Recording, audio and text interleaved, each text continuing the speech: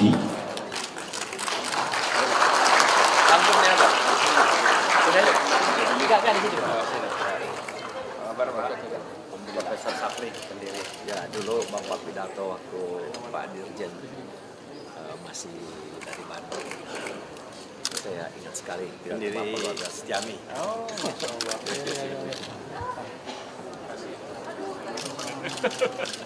Selamat hari Pak. Waalaikumsalam.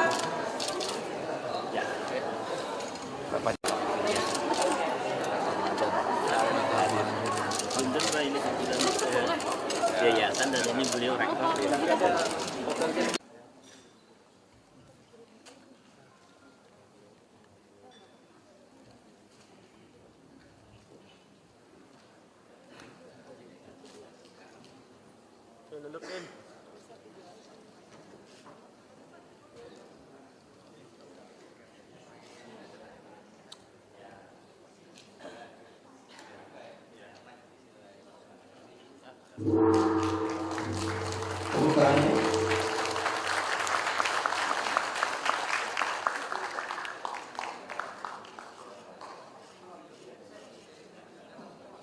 Foto duduk, foto.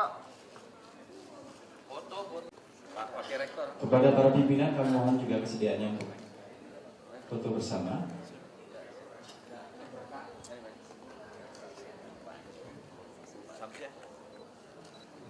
Oh iya. Sebelah sini. Mari Pak.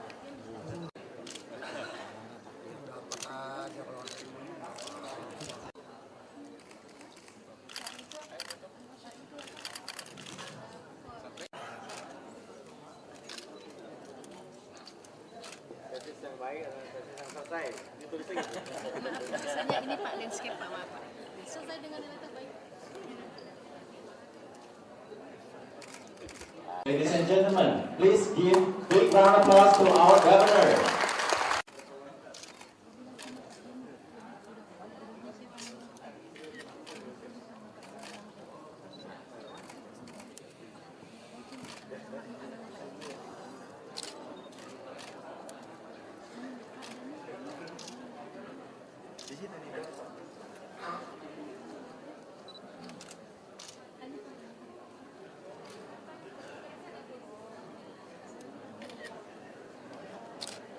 Para hadirin semuanya,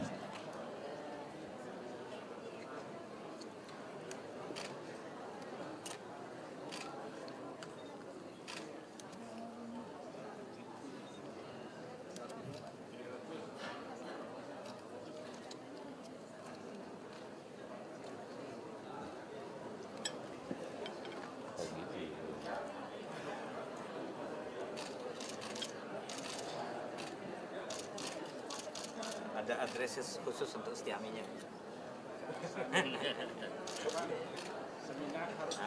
Salam sejahtera semuanya yang saya hormati Pembina Yayasan Ilomata Profesor Dr. Sapri Nurmandu, yang saya hormati Ketua Yayasan Ilomata Bapak Dr. Andes Jaka Permana, Rektor Institut Setiami Bapak Dr. Insinyur Panji Endrarso, dan yang saya hormati sahabat saya Bapak Direktur Program Pasca Sarjana Bapak Dr. Taufan Maulamin, boleh tepuk tangan.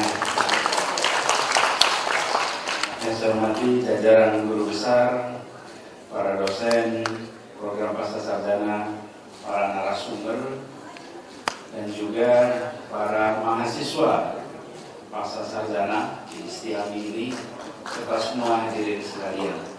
Alhamdulillah, saya senang sekali pagi hari ini bisa hadir. Sebenarnya kemarin ini hadir bersama saya Pak, fotonya jauh-jauh ya Pak.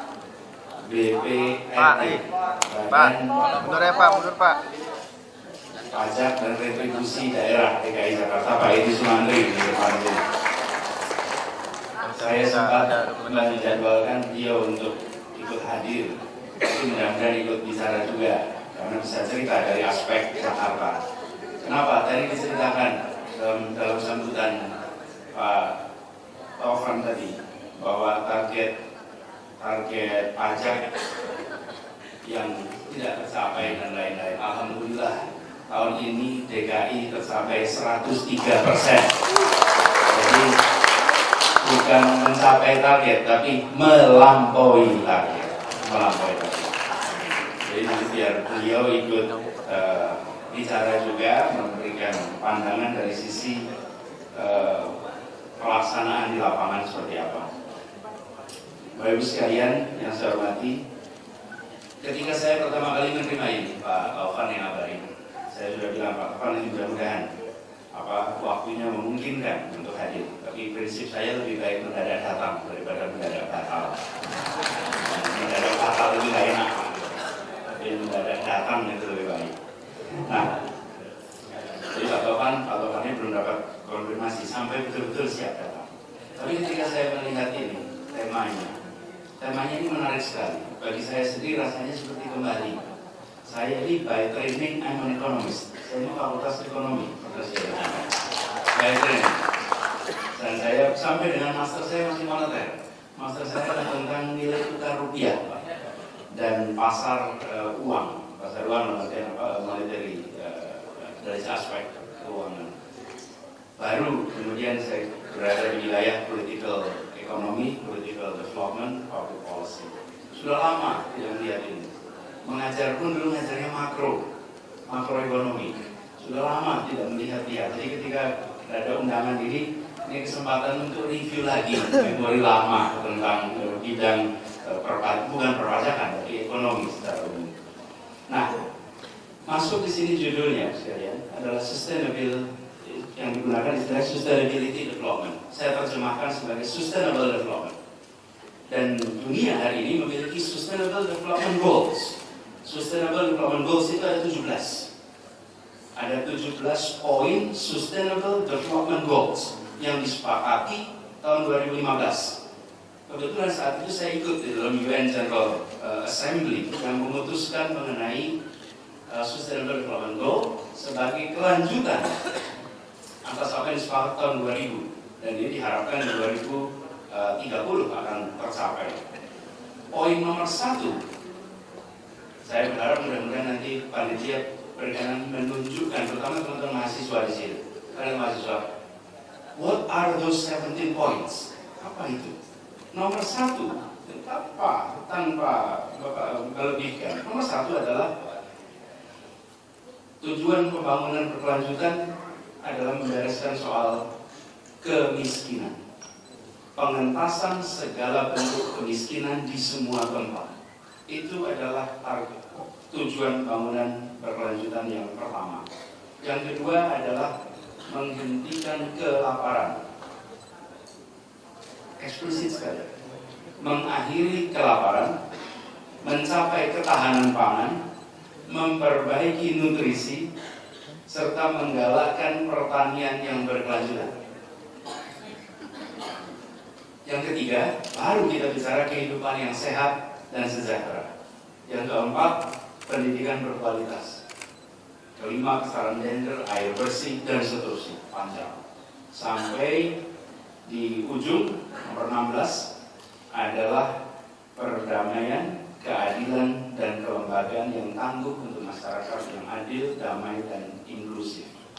Kemudian 17, partnership untuk mencapai tujuan keseluruhan, menghidupkan kemitraan global dan lain-lain. Tapi, terus sekalian, 3 poin utama yang disebut di dalam Sustainable Development Goals adalah juga 3 poin utama yang paling mendasar di DKI Jakarta ini. 3 ini. Dan itu kalau saya tanya apa masalah utama di Jakarta, saya katakan bukan banjir, bukan macet. Masalah utama di Jakarta itu kemiskinan, ketimpangan. Tapi mereka yang miskin tidak punya mikrofon untuk mengungkapkan itu sebagai masalah terbesar. Mereka tidak punya kemewahan untuk berada di ruang-ruang seminar dan mempidatokan kepada semua bahwa ini adalah masalah utama kami. Karena mereka tidak punya channel itu. Tapi kenyataannya itulah masalah terbesar di kota ini. Yang punya channel mengartikulasikan masalahnya macet, masalahnya banjir. Tapi kenyataan lapangan sekalian, hari ini problem terbesar kemiskinan.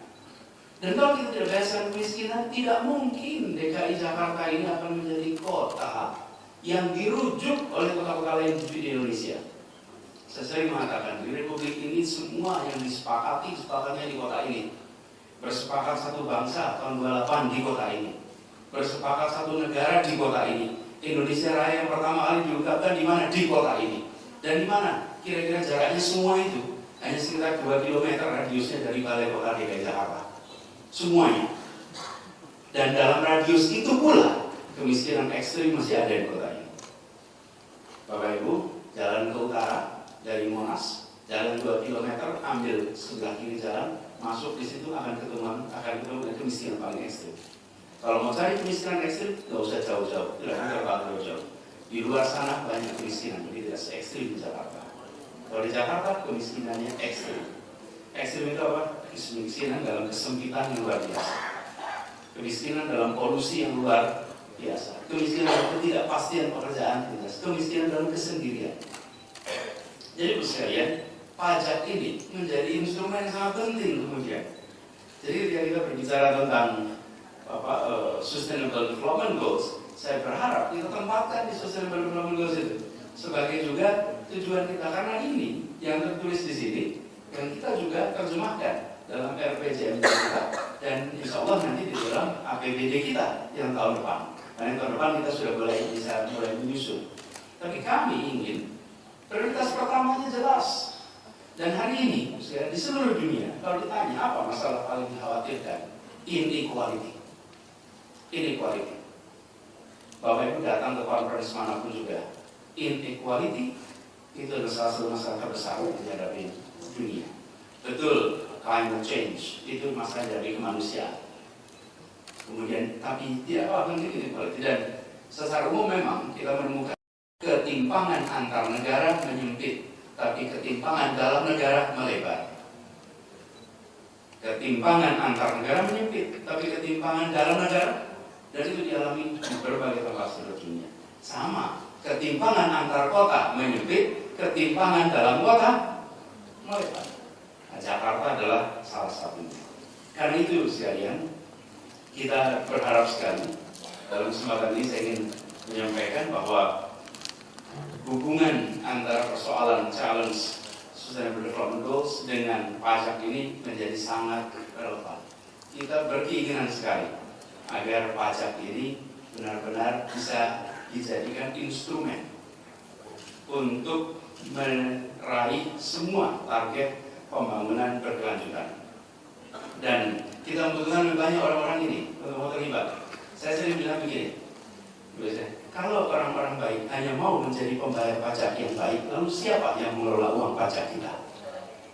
Saya ulang, jika orang-orang baik hanya mau menjadi pembayar pajak yang baik, lalu siapa yang akan mengelola uang pajak kita?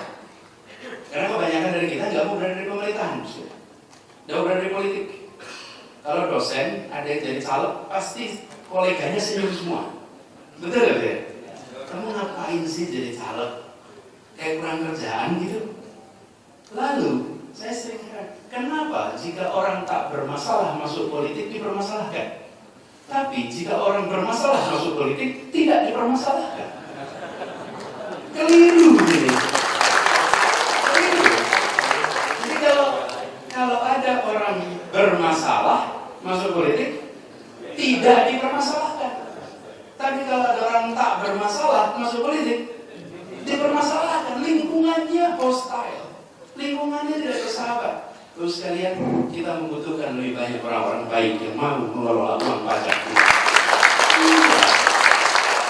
Jadi nanti Istiami hibahkan beberapa orang baik itu masuk politik. Hibahkan, cukup 1-2 periode, tarik lagi, kembalikan kampus, tapi hibahkan. Kenapa? Terus sekalian kita membutuhkan lebih banyak ini. Dan Bapak Ibu kalau lihat para pendiri Republik ini semuanya kaum intelektual, tapi mereka memilih untuk mau berada di wilayah pengambilan keputusan. Semuanya kaum intelektual. Karena itu karya-karyanya kalau kita baca hari ini, tidak malu kita. Bapak Ibu lihat, baca pembukaan konstitusi kita tidak malu, baca perdebatan BPUPKI tidak ada yang malu, membanggakan. Karena di situ ada akumulasi pikiran, pengalaman, dan refleksi kehidupan yang diartikulasikan dalam bahasa yang memenuhi standar pemikiran-pemikiran ilmu sosial ke politik. itu membanggakan sekali, yang sekarang seringkali kita mengalami miskin. Nanti itu arahnya lain. Tapi catatan aja buat Setiami di sini. Dan juga buat teman-teman mahasiswa, jangan sampai teman-teman mahasiswa terutama pasca sarjana merasa justru pengelolaan pajak itu bukan wilayah saya. Jangan. Pengambilan keputusan pada akhirnya karena keputusan politik dalam pengelolaan pajak itu. Saya pernah waktu itu pernah kelola kampus, jadi ada mahasiswa, saya pernah tanya sama mahasiswa, jadi nanti kalau udah lulus mau kemana? Saya rencananya bisnis Pak. Bisnis. Saya tanya, udah lama jadi. Tidak berminat ikut politik. Dia lihat saya itu. Politik, rektor saya tanya gitu. Enggak Pak, kenapa? Wah, politik itu kotor Pak. Saya tanya balik, kalau bisnis bersih dia. Terus kalian, jika ada kompetisi paling ketat atas pendirian cabang, maka itu bukan kompetisi pendirian cabang partai, tapi pendirian cabang Alfamart, Indomart di seluruh Indonesia. Itu kompetisi yang lebih ketat daripada pendirian partai manapun. Ini menjadi catatan bagi teman-teman mahasiswa. Dan kembali kepada soal pajak. Pajak ini adalah salah satu instrumen rekayasa sosial. Karena itu pertanyaannya adalah bagaimana kebijakan pajak dapat diatur sedemikian rupa sehingga dia membentuk perilaku yang akan mendorong tercapainya Sustainable Development Goals ini. Maka, bagaimana membuat kebijakan-kebijakan pajak yang secara spesifik bisa membantu tercapainya dari Sustainable Development Goals ini menjadi penting sekali. Instrumen rekayasa sosial. Kita harus melihat keputusan pajak sebagai alat rekayasa sosial, alat pembentuk. Nanti bagaimananya banyak pakar di sini. Bapak sekalian, sering tidak datang ke mall. Datang ke mall, coba perhatikan. Perancang mall itu membentuk perilaku kita. Dia memaksa kita. Misalnya misalnya, mall ini kotaknya seperti ini jalan rayanya atau jalan raya depan sana. Dia belum tentu membuka pintunya di depan sini. Drop off-nya di situ. Lalu kita diminta jalan ke belakang. Lalu di situ ada tangga. Tangganya barangkali tidak langsung ke lantai 2, ditarik kita naik tangga lantai 3. Pakai eskalator lantai 3. Sesudah eskalator lantai 3, mau menyambung eskalator lantai 3, diputar lagi jalan kaki. Betul sekali. Saya tidak merasakan dia sedang memaksa perilaku kita. Tidak bisa kita diberikan kebebasan untuk menentukan mau masuk kemana saja. Tidak diarahkan. Dia memahami betul bahwa bukan merancang sebuah gedung. Dia merancang pembentukan perilaku. Karena itu perancang untuk pajak dia adalah arsitek. Dia harus membayangkan sebagai arsitek perancang perilaku. Dan menurut saya ini penting sekali untuk kita sadari sama-sama. Dan dari Sustainable Development Goals yang 17 tadi, saya mencontoh nomor 8 misalnya. Itu judulnya tentang pekerjaan layak dan pertumbuhan ekonomi. Kita sekarang ingin mendorong pertumbuhan wirausaha dan bisnis baru. Salah satu opsi kebijakan pajak yang bisa disusun adalah pajak yang terkait dengan usaha kecil dan mikro, menengah ke bawah. Saya nanti berharap Bapak Ibu sekalian coba berikan input kepada kita. Satu sisi, kita ingin mendorong ini tumbuh, kurangi pajaknya. Tumbuh, kurangi pajaknya, berikan yang lebih tinggi. Di sini diberikan insentif. Sisi lain ini bisa menjadi trap. Bisa menjadi trap. Mengapa? Enggan membesar, karena kalau membesar nanti kena pajak yang lebih besar. Karena itu bertahan di sini. Ini sama seperti penerima subsidi employment. Menganggur, kalau menganggur dapat subsidi. Dapat subsidi, dibiayai. Begitu dia sudah bekerja, dia tidak lagi mendapat subsidi. Nah ini bisa menjadi jebakan. Track baru. Bahwa lebih baik saya menganggur daripada saya bekerja. Kalau dilihat marginnya tidak terlalu besar antara bekerja dan menganggur, karena yang satu disubsidize, yang satu harus kerja. Ini sebetulnya saya berharap para pakar yang berada di sini nanti bisa mulai memikirkan satu sisi kita memberikan insentif, tapi dalam jangka panjang, bagaimana ini bisa dirangsang untuk mau tetap take off supaya membesar, dan kalau membesar otomatis pajaknya menjadi lebih besar. Dan ini Bu sekalian, yang terkait dengan pemberian stimulus untuk pertumbuhan ekonomi, pekerjaan yang layak, dan lain-lain, itu membutuhkan juga perhatian area mana yang sebenarnya model-model insentif tax code ini bisa berdampak, dan area mana yang sebenarnya mungkin belum tentu memiliki dampak, karena tidak bisa kita simetrik dalam menentukan policy. Sektor by sektor itu pasti memiliki keunikannya sendiri. Tujuan lain sekalian yang bisa relevan dengan kita di Jakarta adalah tujuan ke-10 tentang berkurangnya ketimpangan. Ini diperkirakan Bu sekalian bahwa di tahun 2030 40% penduduk dengan tingkat ekonomi terbawah akan mencapai pertumbuhan pendapatan yang lebih tinggi daripada rata-rata nasional. Artinya pertumbuhan pendapatan tertinggi haruslah ada di segmen ekonomi masyarakat terbawah. Pertanyaan untuk nanti mudah-mudahan bisa dijawab sama-sama. Skema pajak seperti apa yang bisa mendorong semua pihak untuk bisa mencapai tujuan ini? We need your advice. Ada juga sekalian tujuan ke-10 dari Sustainable Development Goals adalah terkait dengan berkurang ketimpangan tadi. Saya refer tentang skema pajak yang bisa menghasilkan rasa keadilan dan membentuk perilaku. Contohnya sekalian, kita ingin mengurangi ketimpangan, tapi pajak kita, PBB kita, sulit untuk kita katakan sudah mengadres masalah ketimpangan bila lapangan golf yang menjadi tempat bermain di sini yang main golf banyak ya?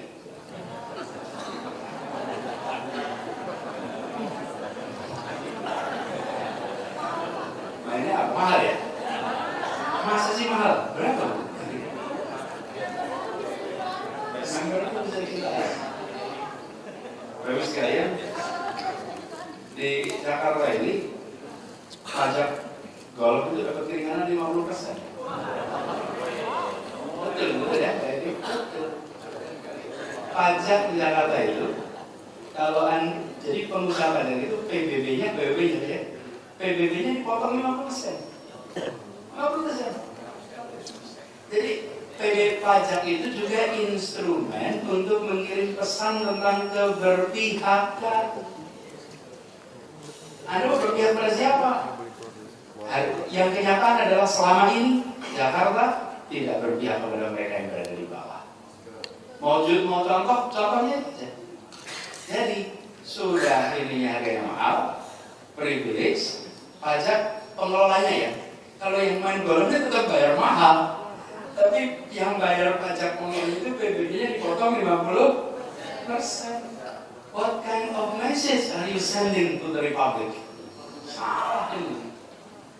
Tenang Bu sekalian, sudah lagi dikoreksi.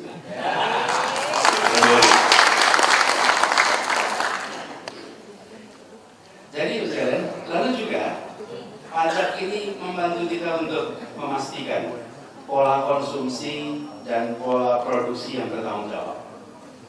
Kita akan review lagi pajak ini.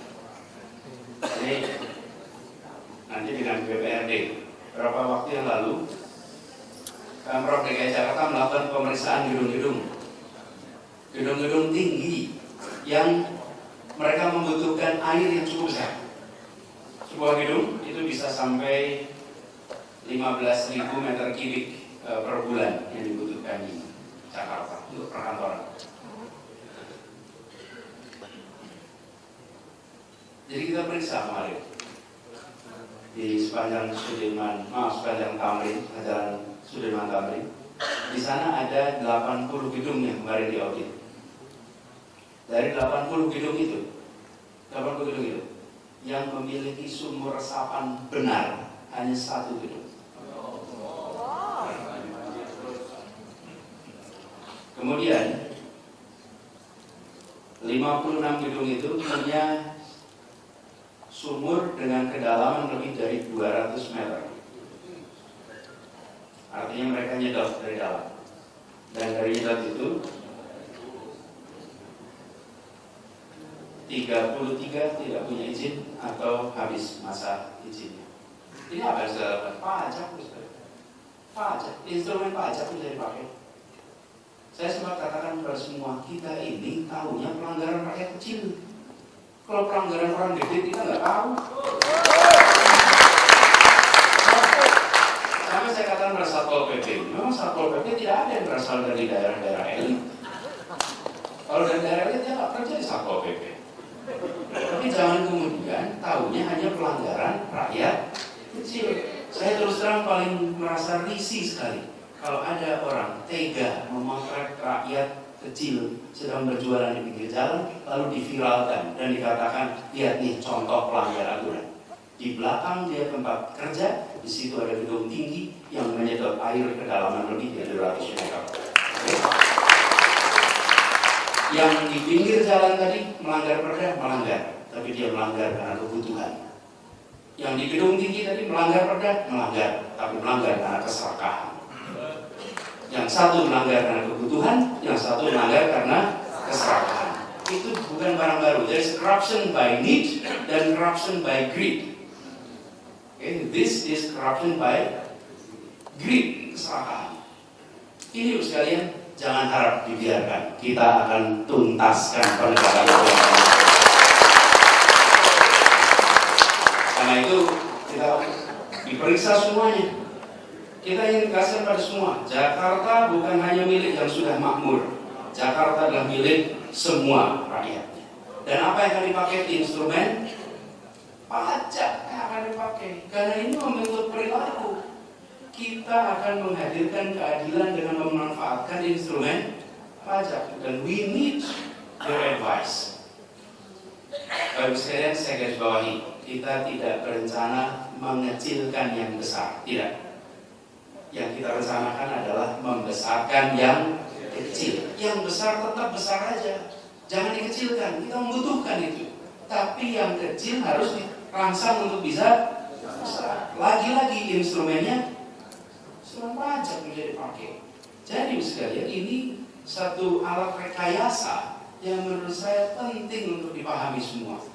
Bahwa this is beyond akumulasi pendapatan. Ini adalah soal membentuk perilaku. Dan apalagi nanti kalau kita masuknya pada target-target yang lain. Misalnya tujuan ke-12 soal lingkungan hidup, plastik misalnya.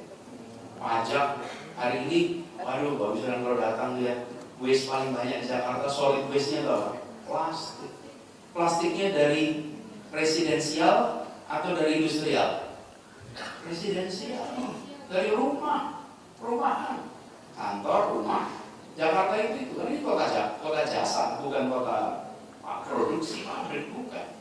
Karena itu kalau ditanya limbah, yang paling banyak limbah dari mana? Luar.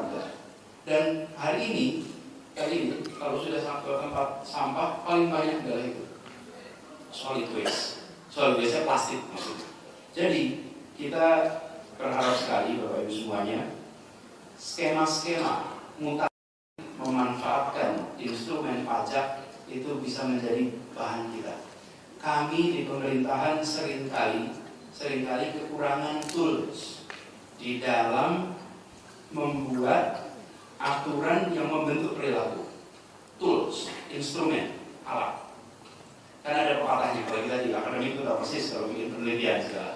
If the only tool you know is a hammer, everything looks like a nail.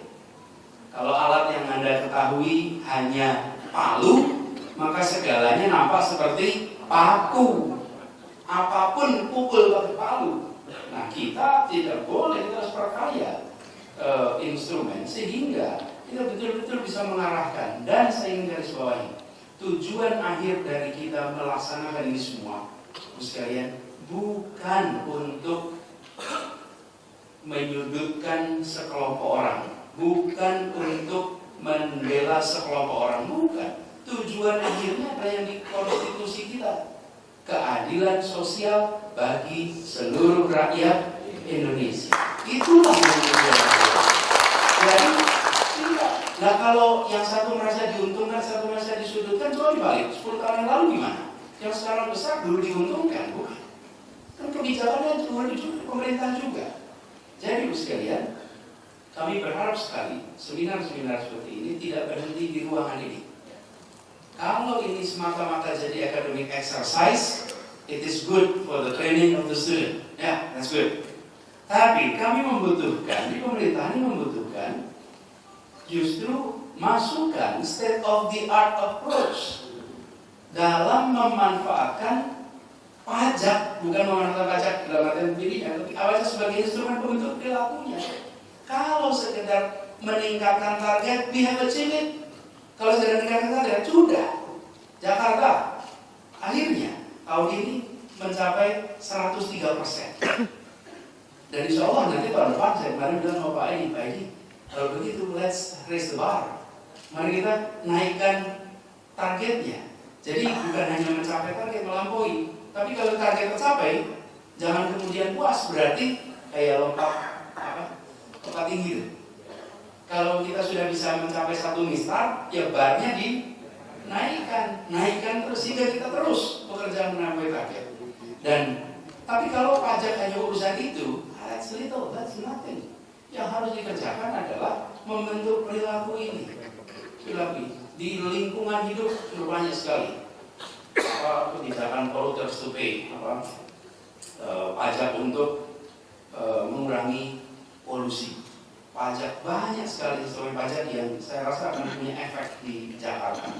Istilahnya carbon tax ya. Ini Bapak Ibu semua yang saya harapkan dari seminar ini. Karena itu ketika saya terima undangan ini, saya berharap Bapak Ibu berkenan untuk menjadikan Jakarta sebagai tempat di mana aplikasi teknik-teknik terbaru itu bisa kita lakukan. Lihat kita. Nah, nanti itu sudah dilakukan. Tapi juga sama sekalian di Menteng ini, di Menteng itu banyak sekali para pendiri republik yang anak cucunya nggak bisa bayar pajak. Betul saja. Jadi mereka bilang salah apa saya? Kakek saya ikut bikin republik ini. Kakek ikut bikin, tinggalnya di Menteng. Lalu sekarang cucunya nggak bisa bayar pajak untuk republik yang didirikan oleh kakeknya. Dan kakeknya itu dapat tanah itu bukan karena mereka biliuner, ya karena dia berjuang pada waktu itu wilayah itu kosongkan lalu mereka pakai. Dan itu sekalian mulai tahun ini mereka yang merupakan anak cucu para pejuang, mereka dibebaskan dari pajak.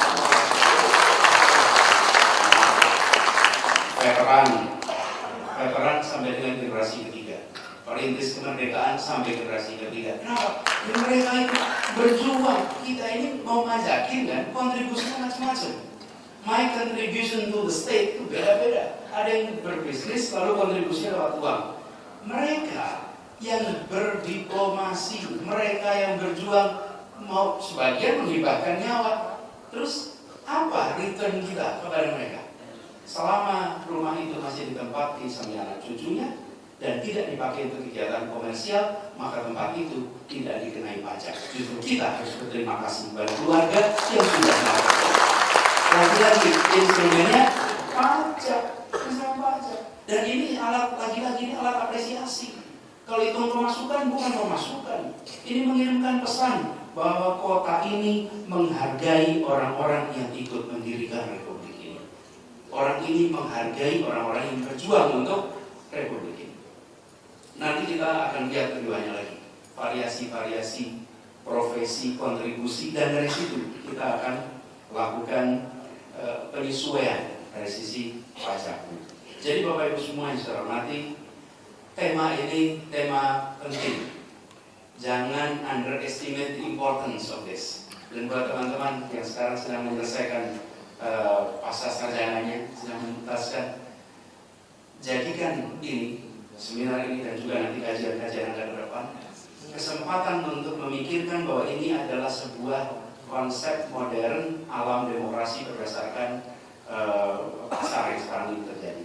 Alatnya begitu. Demokrasi hanya hidup pada taksesi. Tanpa pajak, Anda tidak punya demokrasi. It won't work. Demokrasi itu tidak berfungsi di tempat yang tidak ada pajak. It won't work. Jadi kalau pemerintahnya itu uangnya 100% dari minyak, maka dia tidak perlu dengarkan kata rakyatnya. Kenapa? Karena dia mengontrol seluruh pendapatannya dari minyak. Tapi ketika pendapatan negara itu didapat lewat pajak, maka negara harus mendengarkan rakyat.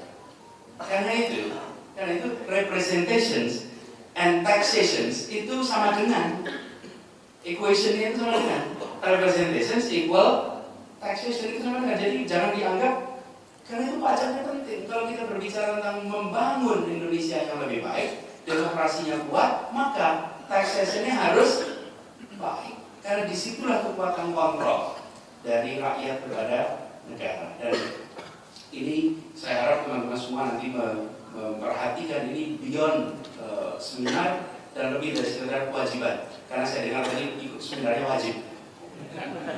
Semua yang wajib itu kebahagiaannya ketika tidak dilakukan. Betul nggak? Wajib kok, saya berhasil loh nggak ikut, nah gitu. Jadi sesuatu yang wajib itu gitu. Tapi itu saya berharap meskipun diwajibkan, tolong dilihat dari aspek lain. This is instruments of the future. Ini instrumen masa depan. Hari ini kita masih berkembang fasenya awal. Bapak Ibu sekalian lebih pakar dari itu. Saya tidak berani bicara lebih jauh di sini. Tapi ini adalah instrumen yang sangat penting untuk pemerintahan ke depan. Jadi Ibu sekalian selamat berseminar, dan buat teman-teman yang masih kuliah, semoga bisa menuntaskan kuliahnya dengan baik. Kalau menulis tesis, udah tahu belum rumus tesis yang baik itu bagaimana?